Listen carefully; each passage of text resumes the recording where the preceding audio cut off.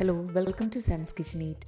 ഇന്ന് നമുക്ക് ചിക്കൻ കൊണ്ട് വളരെ എളുപ്പത്തിലൊരു സൂപ്പ് തയ്യാറാക്കിയെടുക്കാം. ചൂടായ പാനിലേക്ക് 5 കപ്പ് വെള്ളവും 250 ഗ്രാം ചിക്കനും ചേർത്ത് മൂടി വെച്ച് ചെറുതീയിൽ ചിക്കൻ നന്നായി വേവിച്ചെടുക്കുക.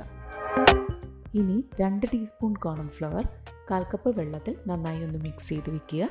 അതേപോലെ ഒരു മുട്ട നന്നായി ബീറ്റ് ചെയ്ത് വെക്കുക.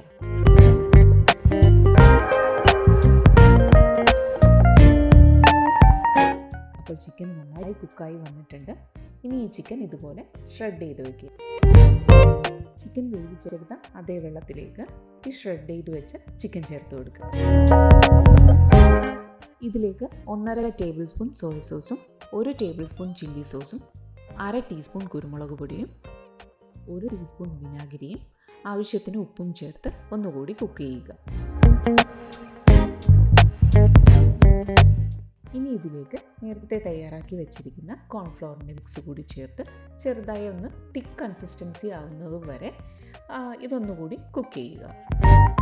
ഇനി ഇതിലേക്ക് നേരത്തെ ബീറ്റ് ചെയ്ത് വെച്ചിരിക്കുന്ന മുട്ട കൂടി ചേർത്ത് നന്നായി മിക്സ് ചെയ്ത് ഒരു 3 മിനിറ്റ് കൂടി കുക്ക് ചെയ്തെടുക്കുക.